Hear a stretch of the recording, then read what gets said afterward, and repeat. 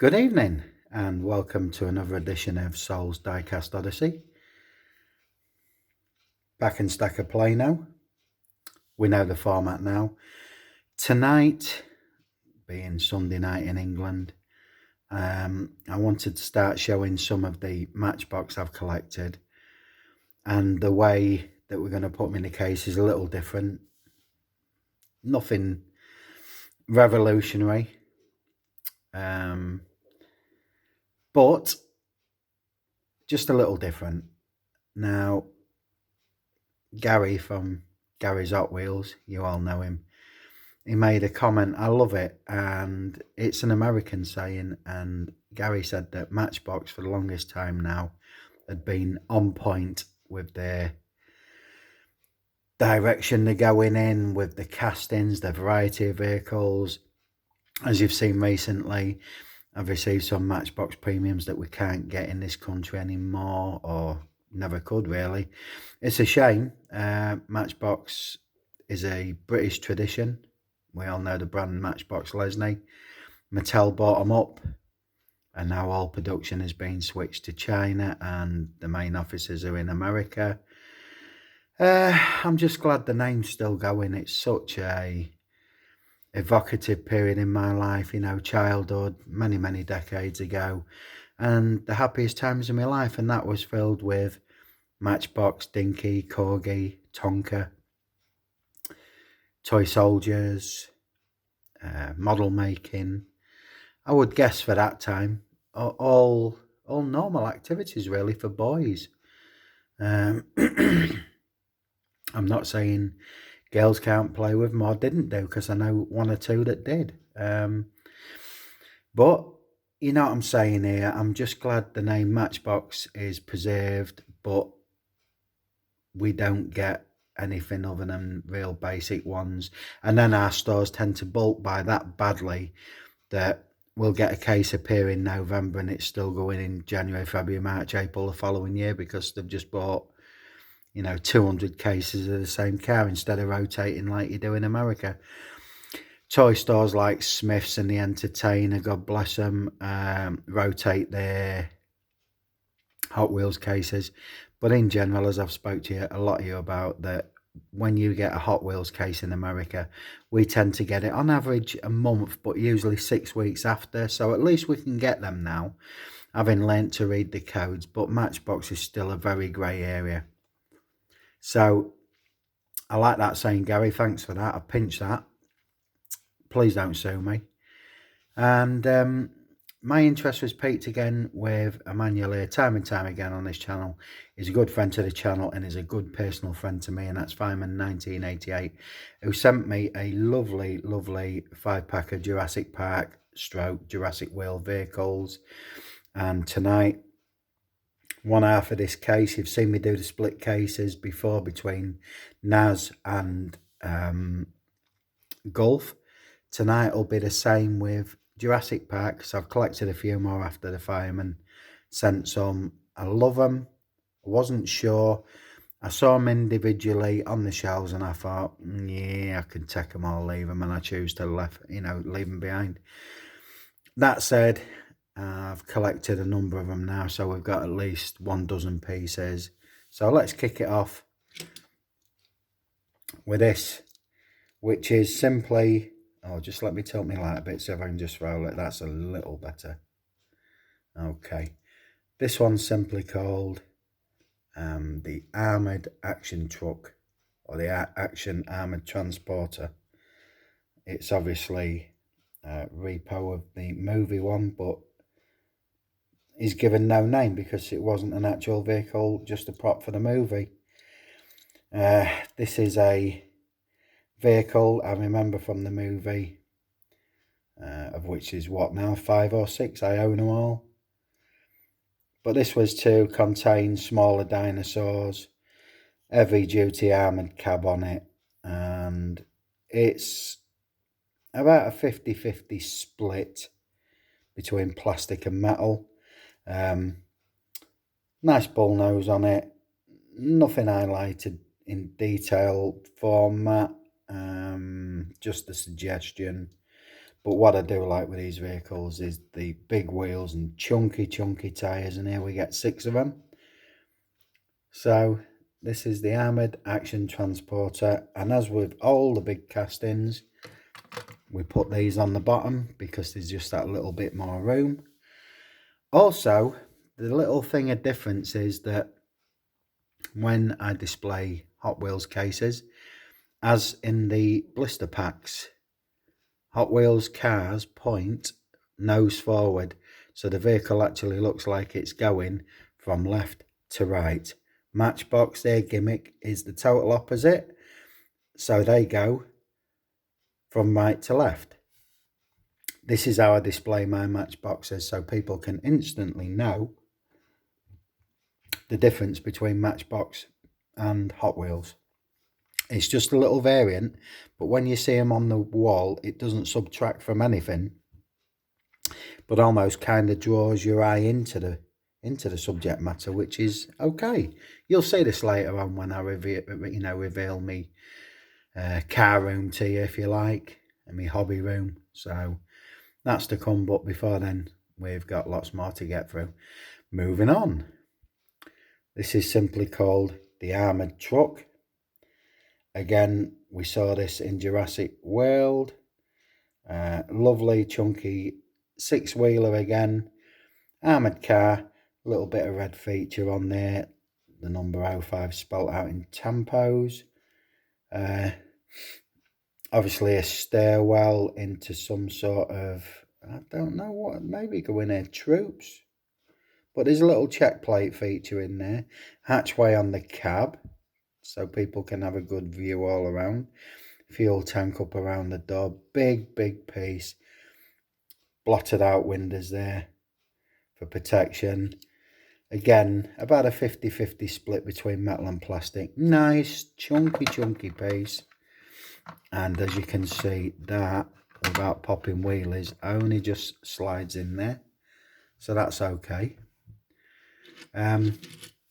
This one, we remember, or some of us remember, that Jeff Goldblum and his little family unit there of Laura Dern and the 2 kids are taking this around the island. So it's obviously an SUV, but a beefed up SUV.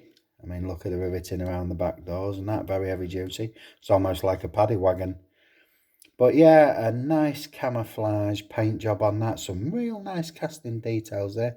Nice wheels that are greened out. I like that. Again, nothing too glamorous on the detail. I don't know whether these are suggestion lights. I don't think so, because there's... Oh, let me get that in focus for you. I do apologise. There we go. Because there's some sort of casting on there, so I don't know what that is. Whether it's a... Oh, no, it's not observation. There's no hatches behind it. But I digress. It's a nice piece. Ultimately, all this extra armour plating and protection didn't do it any good, because it ended up going over the cliff in rather dramatic scenes. So we'll pop that in there. This one is a off-road rescue rig. There it is. Again, mostly plastic. Nice wheels yet again, number 21 spelt out. Very basic details. Windows plated out, I guess.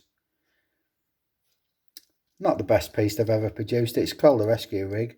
I thought they used this to pin big dinosaurs down in the movie, but maybe I'm wrong. Either way, I don't know what you're rescuing with a rig like that, but anyway, I'm not going to dwell on it. I like it, and already you can see that although these have a militaristic appearance, they go together nice. It's a nice little cluster there. But now we must go on to some of the more reality-based vehicles, and it's obvious that Mercedes had a big tie-in franchised with a movie, because a lot of their vehicles, if not all of them, were Mercedes. So this moves us nicely on to the 2014 Mercedes G-Class. Very popular, very iconic, strong and durable, good reputation. It's just a little suggestion of Mercedes badge there, but no other detail. Nice basic tampos of the movie colour scheme. The Jurassic Park logo there, the Tyrannosaurus in the circle. And just on the back door, look, on the spare wheel, there's another Mercedes logo. Nice four-wheel drive vehicle. I think most of us are well aware of that. This one is just called the utility truck. Now, whether this was used as a build truck or a fuel truck, I do not know.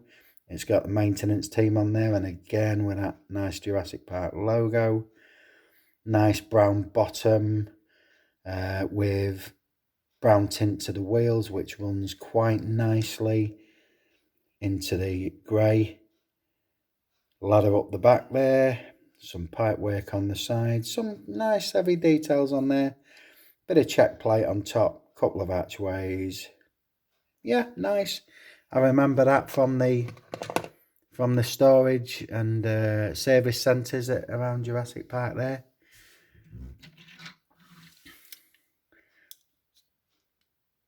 This one I could almost mistake for being a Range Rover Freelander. It's very, very similar, but this is the Mercedes ML320. So that means it'll be a lot more reliable than the Land Rover. There's the make front end again, bit of detail on there. Front winch, nicely done. Something on the bonnet there, I don't know what it is. Spare wheel on the back. No detail on the back. Again, this nice chunky wheel selection. I'm liking that. That is a nice piece. A little bit more metal involved in this one. That works for me. And then this I really, really like. I didn't think I would when it was in the blister, but this is the second movie tie-in. Again, this just looks like a glorified golf buggy, I guess you'd say. Again, Jurassic Park logo on the front door. Number 26, grab handles there for people jumping in and out. It's a bit better protected than a golf buggy. Nice wheels again. Funky, fun design. I like this. But this is actually a Kawasaki. Yes, the Japanese motorbike manufacturers. So they've obviously got a tie-in because the vehicle I'll show you in a minute is another Kawasaki. But that I like. It's just a nice little personnel carrier for 4 people that work at Jurassic Park. I'm talking like it's a real thing. Anyway, this we all know, and this I love. A Jeep Wrangler. This speaks America to me. Look at them red wheels pop there. Nice red tampos that go across the hood. JP18. It's just that little red flashing on that casting that makes it pop for me. I like that. Even the outer windscreen, you can pick up the windscreen wiper detail there. Nice roll cage in there. Now quite legendary Jurassic Park logo. Spare wheel on the back. I like that. Again, a Jeep Wrangler just shouts America to me. And that's perfectly cool. Second Kawasaki vehicle. This is a small looking piece, but it's heavy because the whole upper casting is metal. Obviously, it's a 4x4 2-seater quad bike. A little bit of rough casting around the arches there. Nice twin exhaust. Shock absorbers there. Springs just visible under the wheel arches. Comfy looking seat, handlebars, bit of a rack backwards and forwards. This one is a nice piece. I like this. It's a fun piece, but again, used by the staff to get around quickly in a lower key mode. Liking it. I'm liking it. So we'll just tilt you up. We ain't got the full Monty yet, but already you can see them vehicles just seem to work. We'll just put you up to the top row. Another one we all know, we've seen this one.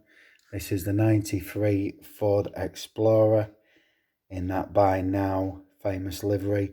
Nice yellow coloured wheels that run around the bottom of the yellow flashings that fade into the green. This one's number 15. Jurassic Park clearly spelled out there.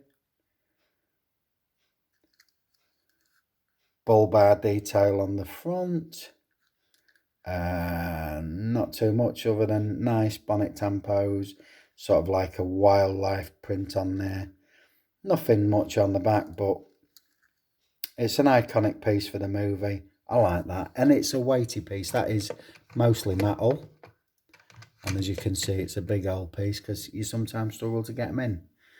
This is the only, I would say, realistic motor from the series. This is the Make GLE Coupe. This was used by the female park director. Again, Mercedes tie-in. A little bit of casting detail there. Not bad at all. Decent wheels. Nothing too much on top. Rear lights painted in this one. I wonder why they do the back and not the front.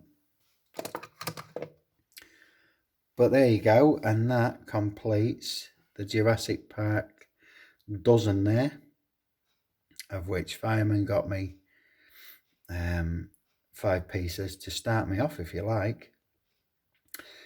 All the other ones I've got, this piece, that, maybe that, these, they can be found in our discount stores for just £1 each, so it was a nice way to build some sort of collection. And my weird is other ones, sort of like the circular Zorb. I'm not sure I'll collect them, but if and when I come across the odd piece, I will pick it up. Who knows, maybe I can find a case full of Jurassic Park. That'd be nice. I've got a case of just movie cars that are coming up in the not too distant future. But anyway, so we'll just go with bog standard Matchbox now. This one is from the 5-pack, the City Services one, and this is just simply called City Bus. What's your Matchbox adventure? So, voted best adventure services. So I'm guessing they use this one as like a smaller studio tours bus. Mostly plastic, same sort of wheels as on the Jurassic Park vehicles. Most of these castings, a little bit of a windscreen wiper affair going on there. Ventilation in the roof. Most of these were made in 2017, so I'm guessing released for 2018. Again, you put it in the case and it's okay. It just seems to stand out a little bit. Another Matchbox casting of their own. This one's the Urban Tow Truck. Nice detail on this one, really, for an imaginated piece. Inverters or battery boxes on the side, emergency vehicles, 24-hour service, non-moving hoist winch at the back. A little bit of check plate detail in there. Light bar depicted, bit of on the roof storage. Yeah, I like it. Is it my favourite piece in the whole world? No. Is it honest? I believe it is. I think that's one of Matchbox's workhorses. So, inoffensive to me, it's a decent enough piece. This one we have in the UK also, very popular run around. I've driven this for a company actually, and this is the Ford Transit Connect. Long Beach Bake Shop, so if it sells pies, pasties, pastries, cakes, biscuits and fresh bread, then God bless you, I'm up for a bit of that. When I drove this, you could easily put 1.5 tons in and rapid dispatch it anywhere across the UK. Nothing much in the way of back details. Nice tampos. I'm believing that this Long Beach Bake Shop is a real thing. A real place. A little bit of headlight detail. Nothing brilliant. But yeah, I think it's a great casting. heavy, lot of metal in that. Yeah, it works for me. I like it. And this is what I was saying, that, you know, your Matchbox cases can contain anything at all. You think that's not going to work, it's balmy, is it? Well, here's a nice six-wheeler, which is the NASA SEV Chariot. I guess designed to rove around on the moon, or maybe Mars. I think probably Mars now. Lovely tinted copper wheels that go into a brown base onto a substantial metal cab. Entry door there. Entry doors at the back. Nothing this side, it's a blind side. Lovely observation deck there with upper and lower feet well. Windows, I guess. Banks of spotlights to illuminate the way. Bit of an enlargement, magnified bubble there. I like this. It's weird, it's different, but that's why I love Matchbox. You never know what they're going to release, what's going on in their heads. But I like it. It just somehow goes. This one, when I first picked it up, I mistook it for a Land Rover. Something like you'd find on the farm, a genuine workhorse. And then I realised it's a Jeep pickup. And we can tell that by that nose, which is nothing like a Landy. A good, honest, agricultural looking piece. Again, fantastic wheels. Nothing major on the back. Nothing major on the front. Just a good, honest, agricultural looking piece. That's fine. But then the plane just sits in there and it looks good to me. I'll just tilt up, ready for the top layer. And this is a classic 1961 Jaguar E-Type. Now, I'm making an emphasis on the Jaguar because I'm aware that some of our American cousins like to call it a Jaguar. There's no Jaguar car and there's no Jaguar beast in the wild. It's a Jaguar. A Jaguar. Okay? It's not everybody that says that, but a lot do. Say no to Jaguars and yes to Jaguars. This is a beautiful casting. Nice tampo work going over them front vents. 65 Matchbox. Spelt out there, and as you can see, look, lovely shiny luster on that pale metallic blue. I love that muchly. That is a British icon with a heart of steel pounding away under that long bonnet. Very popular in British racing green. Absolute pedigree and a great year for Jaguar 61. So we'll carry on with the top then, I think, being as we're already tilted up there. Again, people of a certain age will recognise this immediately. It's the Mercedes W123 wagon, or as we call it in England, an estate car. That is a classic Merc estate. Again, like I've just said, people of a certain age will remember this with fondness. As with all Mercedes, specced out to high heaven with gizmos and gadgets. There we go. Rear lights, tailplate, petrol filler cap on the hindquarter. That famous grille at the front. Bit of a sliding sunroof going on there. Yeah, just a good, honest representation of a Mercedes W123. This next one is a 17 Ford Skyjacker F350 Super Duty.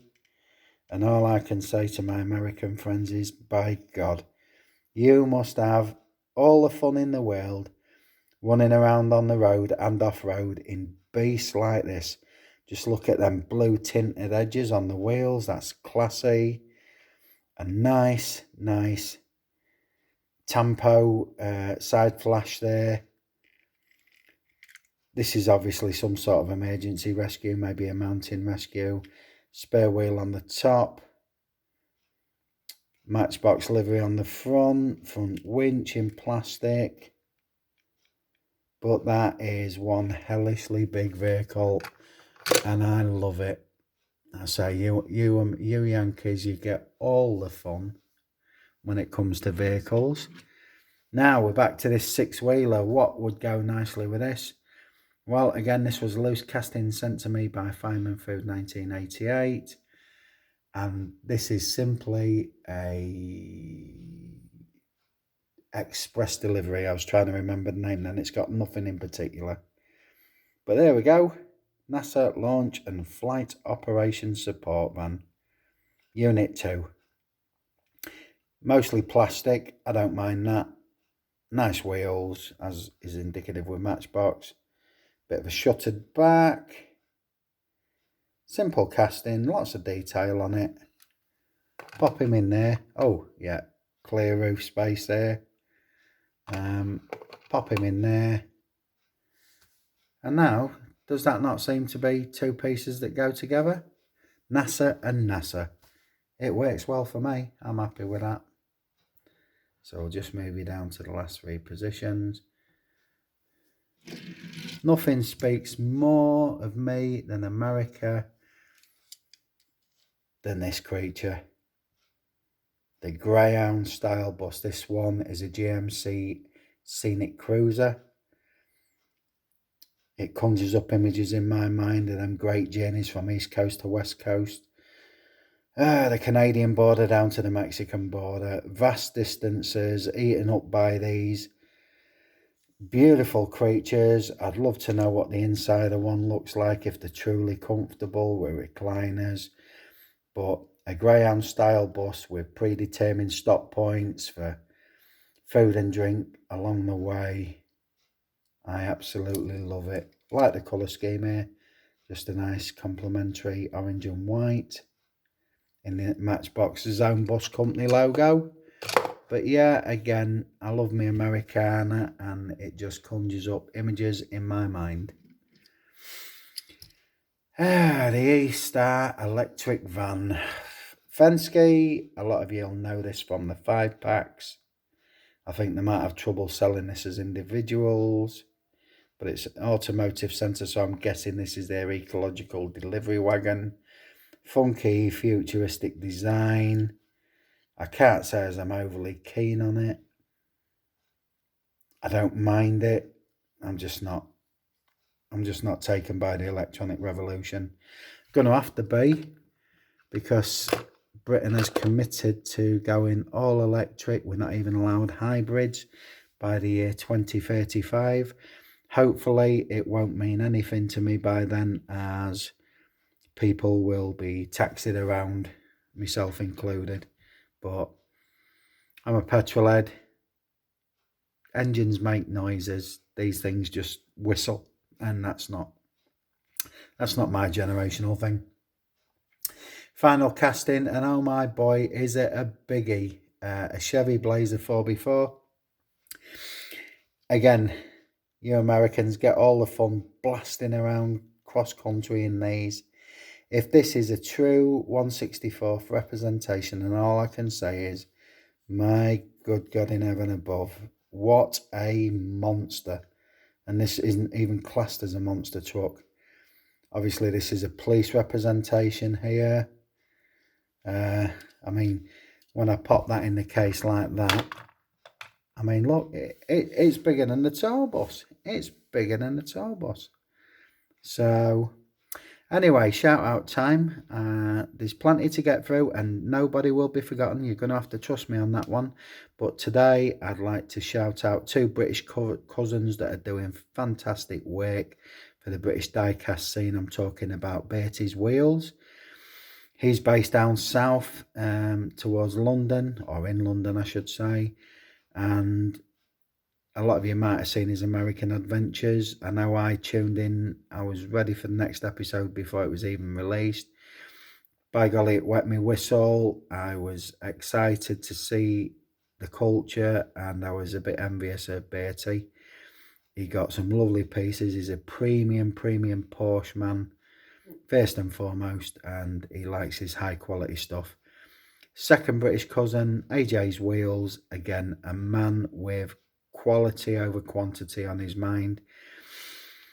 He buys all sorts of hellishly expensive pieces for the love of them. He's got a penchant for monster trucks.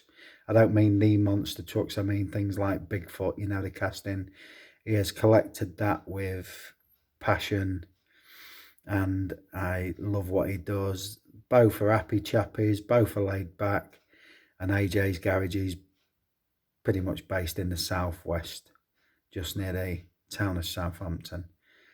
But two guys who I love to watch, and they know the trials and tribulations of collecting in Britain, of which I'm going to take you to our big Asda 24-hour superstore in Hull. Asda chain is owned by Walmart. Yes, you're saying Walmart, and I'll show you that on the sign. However, they tend to vary from store to store, and when I show you our Asda, you'll either laugh till you wet your pants or you'll weep, because I'm telling you for free, there's more cars in this case than there is at Asda Walmart Hull. It's disgraceful, really. I don't know why that would be the case. If I ever see the manager, I will give him a piece of my mind. And they tend to, if they stock anything, it tends to be these bloody awful Teamsters in singles and multi-packs, and they're that cheap and tacky. There's no affiliation by any company with them, and they seem to be made of tin foil. They are awful. There are everything wrong with cheap, horrible castings that confuse. But that said, if they bring little ones into playing with cars, using their imaginations and growing up to be enthusiasts like us, then I'm all for it. Also, while we're here, the dude is still at my workstation. We had a chat today. He sent me a lot of stills of his latest German adventure, and my goodness, he has found diecast Nirvana. Tune in for that next video. I don't think you'll be disappointed. You might be envious, but you won't be disappointed. And so, bearing all that in mind, I shall just tilt back to reveal this in all its beauty. Oh, forgive me, I need to just push it up a little bit, as is the usual, and pull back, and there's dude's left arm pointing the way to the case. So this is my first Matchbox case. I have, Matchbox in my blood. I have enough to fill 10 of these cases, maybe more, and it's growing. I've got a massive load from eBay coming. I won 7 lots tonight. They shall be through by the back end of next week, and I'll like to reveal what I've got there and some more unusual castings. I'm talking to you, Mr. David John.